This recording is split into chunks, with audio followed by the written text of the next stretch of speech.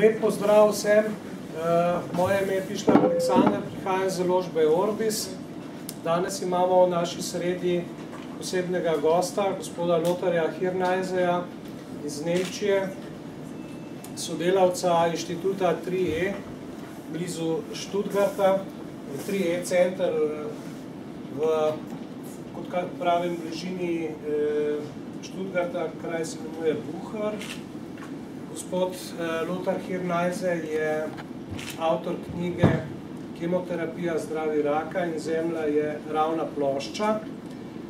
Gospod je že približno 15 let od tega, kar se je začel ukvarjati z raziskavami na področju terapij za naravno zdravljenje raka. Gospod Lothar sicer ni zdravnik, je pa v svojih 15 letih prepotoval, predaval in zbral informacij po celem svetu. Bil je že približno v 80 državah, kjer je predaval, kjer je zbiral statistiko in podobno. Študiral je nekaj časa tudi pri dr. Budvigovi, ki je avtorica olno-proteinske prehrane, ki jo prav tako priporočajo bolnikom obolelim za rakom. Danes je v naši sredi, da predstavi nekaj osnovnih misli, povzetih po knjigi Kemoterapija, zdravi, raka in Zemlja je ravna plošča. To bo povedal približno s prevodom red, mislim, da bo dobro uro trajalo. Prevajala bo gospa Anja Ilc. Potem pa bo mogoče še na voljo za nekaj vprašanj. To bi za začetek, zdaj bi pa kar predal besedo gospodu Lotharju Hirnajseju. Prej bi morda še želel pozdraviti v naši sredi gospoda Dominika Golenhofna, tukaj v prvi vrsti. On je v bistvu edini zdravilec v Sloveniji, ki dela po metodah dr. Budvigove in po metodah 3E, ki jih ta center, ki ga vodi gospod Hirnajse, tudi uporablja. Torej, let's start. Okay, thank you very much, Alexander. Yeah, welcome, and thank you that you share the most important thing what you have in your life, your lifetime tonight with me. Dobrodošli in hvala, ker delite eno najpomembnejših stvari v vašem življenju z nami, to je vaš čas. I want to take you tonight a little bit to my oncological journey I did in the last 14 years, traveling around the world to find out what are the best cancer therapies in the world. Gospod Hirnajse bi vas rad pripeljal na njegovo onkološko popotovanje, po katerem potuje že 14 let po vsem svetu in spoznava različne tehnike zdravljenja raka. But the most important thing is not that I give you a lot of news. The most important thing is that you can go home tonight and think about cancer in a totally different way. Bistvo današnjega večera ni to, da vam bo dal neke nove informacije, neke novice. Bistvo je, da greste domov in da začnete razmišljati o raku na drugačen način. So let's start with the most important point. Medicine is no science. Začnimo z najpomembnejšo zadevo. Medicina ni znanost. And cancer patients, they know this when they go to 3 doctors and they come home with 3 different options how to treat cancer. In rakavi bolniki to vedo, ko gredo k 3 različnim zdravnikom in pridejo domov s 3 različnimi mnenji.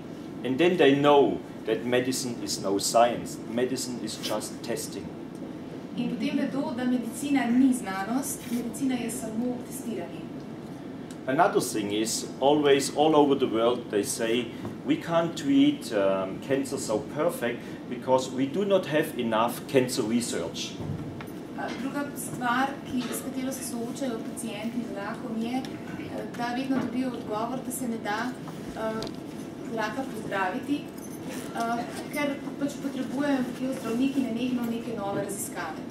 But let me show you what in 1 or in 2 months cancer research is coming out. Pa poglejmo, kaj vse v bistvu dajo raziskave raka v 2 mesecih. All these studies just came out in February, March 2008.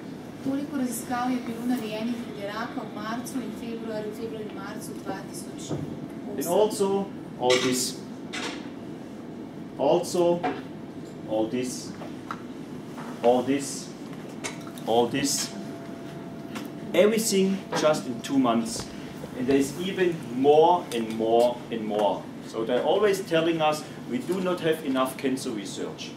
But this is not true.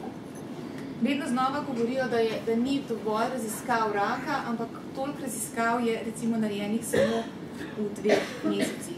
And another thing is, what the hell do they really research?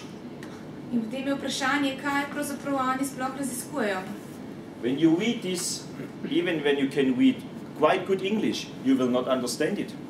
Če berete tole, tudi če razumete dobro angleško, ne boste razumeli kaj. I asked some professors, can you explain this to me? They couldn't. Profesorja je gospod vprašal, če lahko razložijo mu to, vendar niso znali razložiti. And I asked them about this study. They couldn't explain to me really what they're doing there. And this, and this. So there are so many studies out. I don't want to show you too many tonight. But there are so many studies out, and there's so many research, and they do this now for 30 years. Every month they publish 1,000 different studies worldwide, and we do not one step coming forward. Vsak mesec je najmanj 1000 novih študij, vendar mi v bistvu vseh teh 30 letih raziskav raka nismo prišli korak dlje.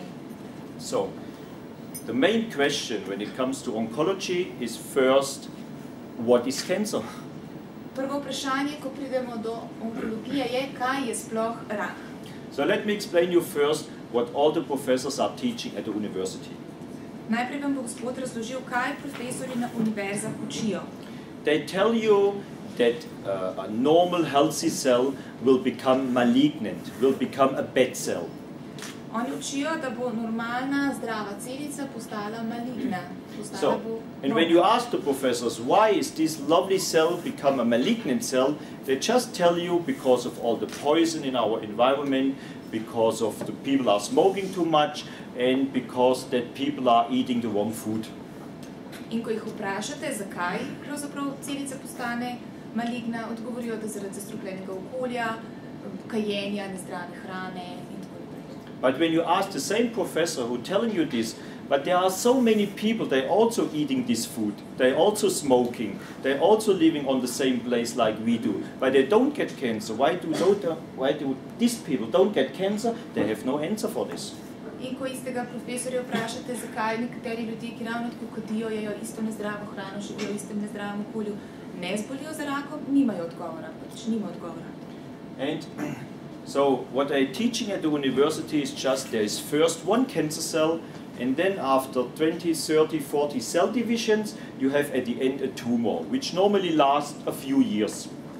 Tako na univerzah učijo, da iz ene rakaste celice, ki se deli, 20-30 celic nastane tumor in ta potem pač tam je nekaj let.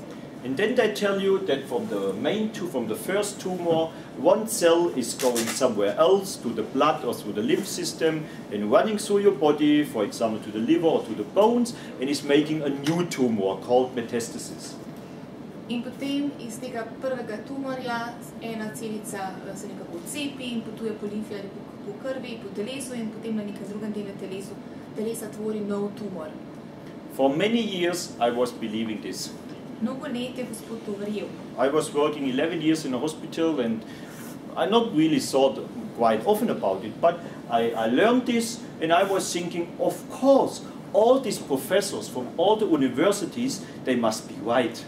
Gospod je 11 let delal v bolnišnici in seveda verjel to teorijo, ker si je pač rekel, da vsi te profesori to trdijo, torej že mora biti nekaj na tem, mora biti res. Let me ask you, do you think that 100,000 professors from all over the university in the world, that they can lie, that they don't understand what they're telling?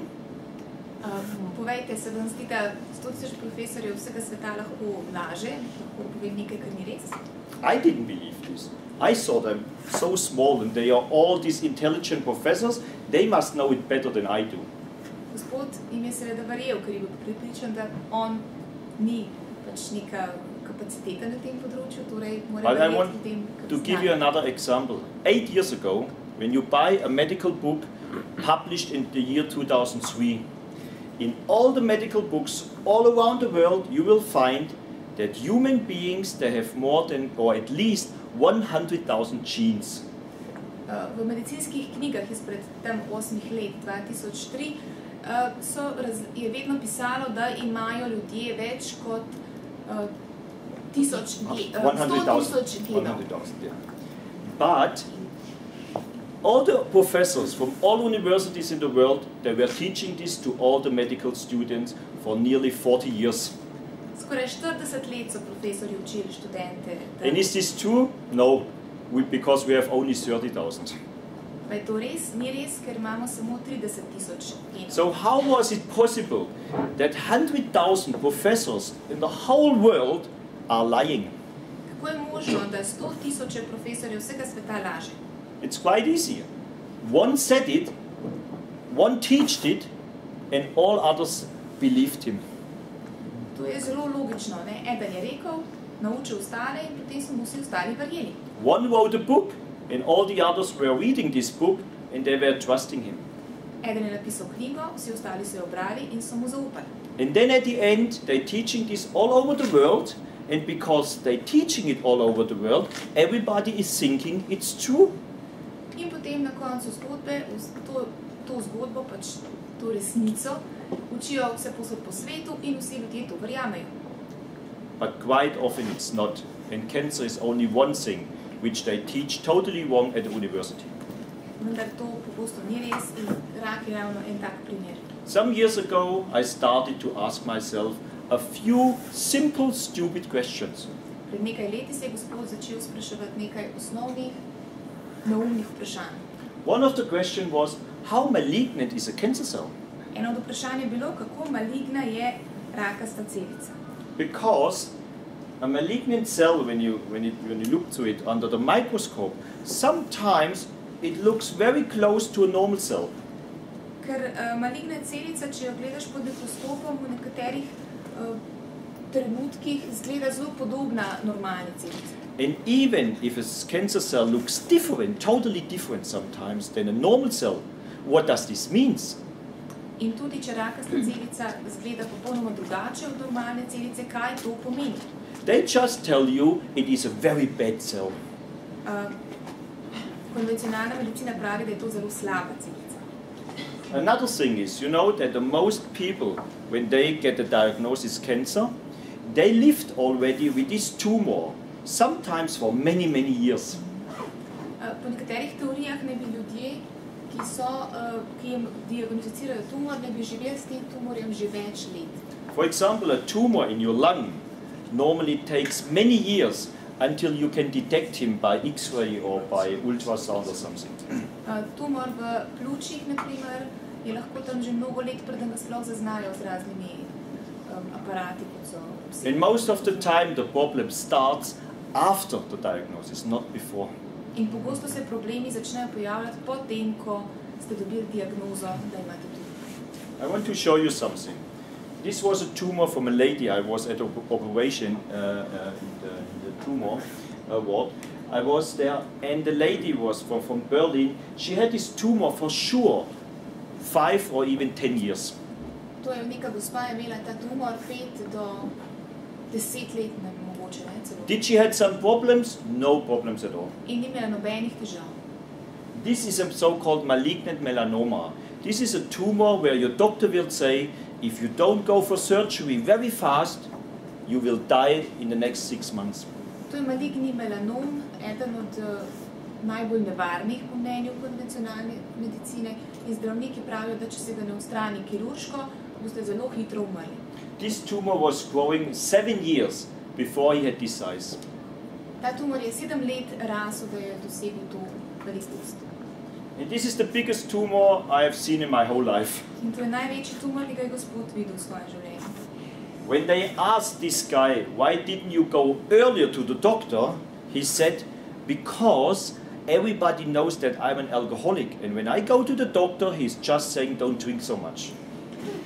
In ko so tega Gospoda vprašali, zakaj ni šel prej zdravniku, je rekel, da vsi vejo, da je alkoholik in da kadarkoli gre zdravniku, mu samo rečejo, da naj malo manj pije.